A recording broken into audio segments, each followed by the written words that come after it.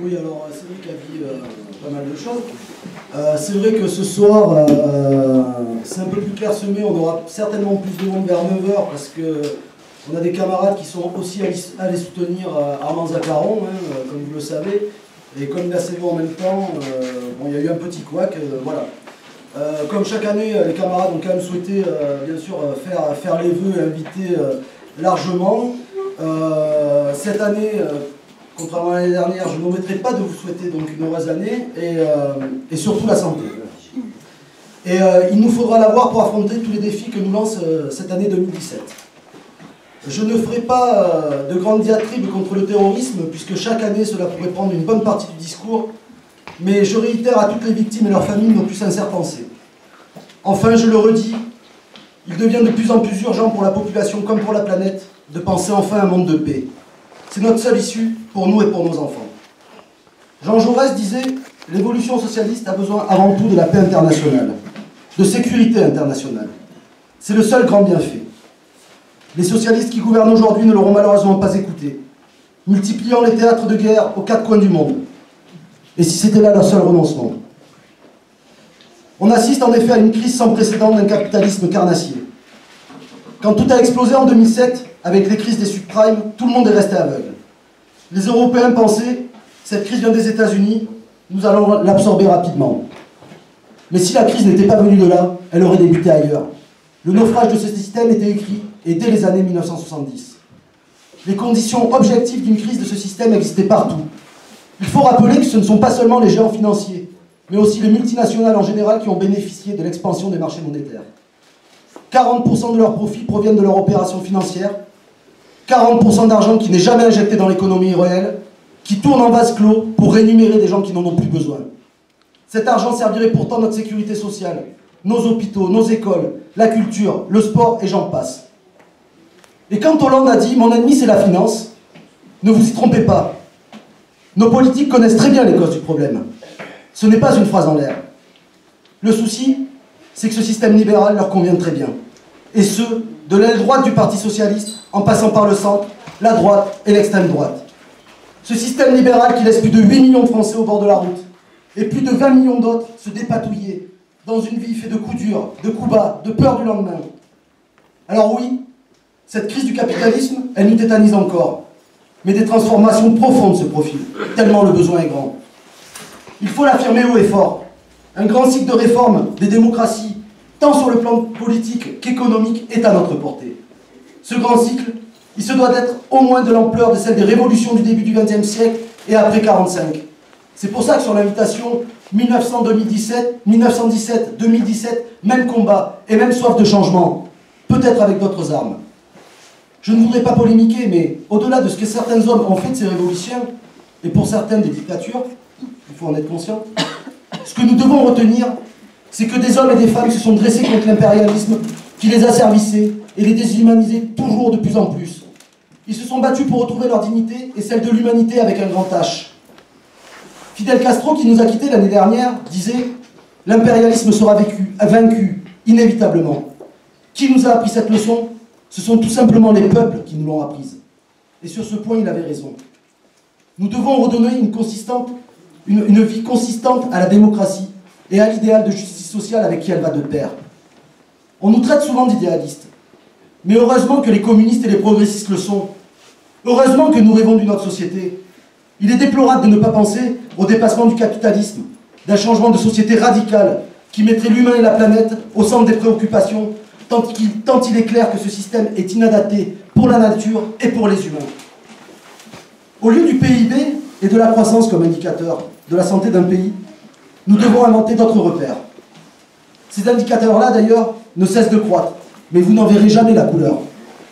Pour tout cela, nous avons des propositions concrètes pour que le changement s'opère dès maintenant. Et au lieu de vous souhaiter simplement mes vœux pour cette année, je souhaite que nous continuions à penser à notre monde, mais que nous rentrions dans l'action réellement pour changer le cours des choses. Notre fil conducteur, c'est de montrer aux Français que, contrairement à ce qu'on leur raconte tous les jours, une politique de progrès social est non seulement possible, mais qu'elle est la seule voie pour redresser le pays. C'est au débat de projet que nous appelons. Je prendrai un exemple, les frères Bocquet.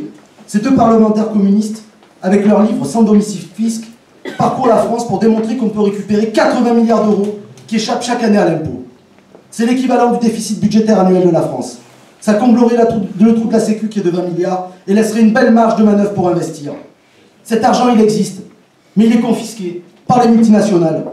Aidé en cela, il est vrai, par de nombreux politiques aux intentions plus que douteuses. Ces mêmes hommes politiques qui ont donné tout pouvoir aux banques l'ont aussi donné aux grands patrons, en laissant toujours de côté ceux qui créent vraiment de l'emploi sur leur territoire, les PME, les TPE et tous ceux qui y travaillent.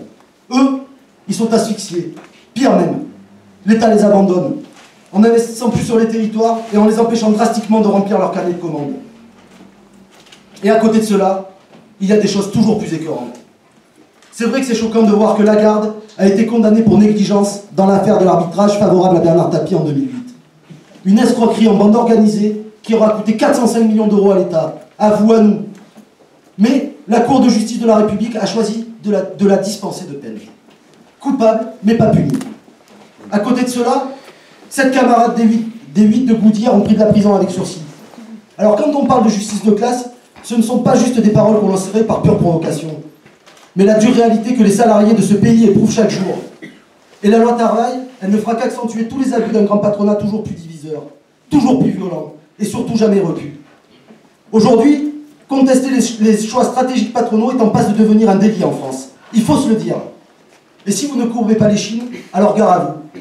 C'est ce qu'a dû subir un camarade de Munchko Rottersack à La Lande. Un cadre qui a toujours défendu ses équipes, qui a subi un harcèlement sur de longs mois, comme de nombreux autres salariés d'ailleurs. Il n'a jamais cédé en protégeant ses camarades. Et bien pour lui, l'expérience elle est plus qu'amère. Viré pour avoir trop bien travaillé, mais ne pas avoir appris à la fermer. C'est une des victimes de ces nouvelles stratégies de management qui divisent et opposent les salariés entre eux. Malheureusement, pour le patron, il se sera heurté à la formidable solidarité des salariés de Rottersack et même au-delà aux habitants de tout le pays lindois. Et au combat exemplaire des camarades de la CGT, il faut le dire, 10 jours de grève, 10 jours de grève qui ont payé avec de véritables conquêtes. On leur tire notre chapeau, parce qu'ils nous redonnent de l'espoir.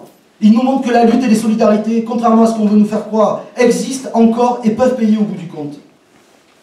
Alors on peut ajouter à ce sinistre tableau, et de manière non exhaustive, l'emploi fictif de la femme Fillon. 2 ans de prison pour Guéant, mais il ne fera même pas un seul jour. Et d'un autre côté, la condamnation d'un homme courageux qui aide les migrants dans le mouvement le plus total, à la Roya.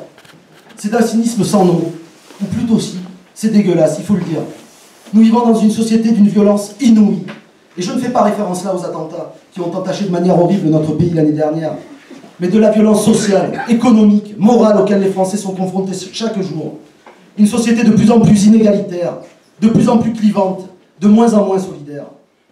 Alors non, nous n'avons pas besoin d'une gauche qui tende la main à nos adversaires de toujours, la droite, et même pire qui applique leur politique en pendant des lois dont ces derniers n'osaient même pas rêver à haute voix. Un quinquennat placé sous le signe du MEDEF, que l'on n'aura jamais vu aussi satisfait en si peu de temps. Là aussi, nous pouvons noter les prouesses d'un gouvernement qui a plongé toute la gauche dans le désarroi, une jeunesse dans le flou et dans une désorientation la plus totale. Parce que nous assistons depuis 2012 à une recomposition politique sans précédent. Une recomposition à droite qui n'est pas sans conséquences. En effet, la droitisation des discours se concrétise maintenant dans les actes et se répercute aujourd'hui en Bergeracois. Cédric l'abordait tout à l'heure.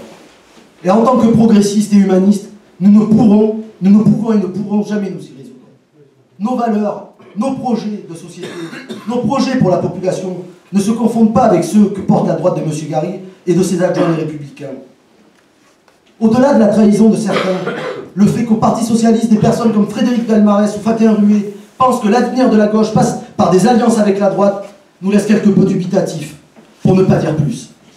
C'est malheureusement tout le débat et les méfaits qu'auront eu ce quinquennat qui se transportent ici, sur notre territoire bergeracois.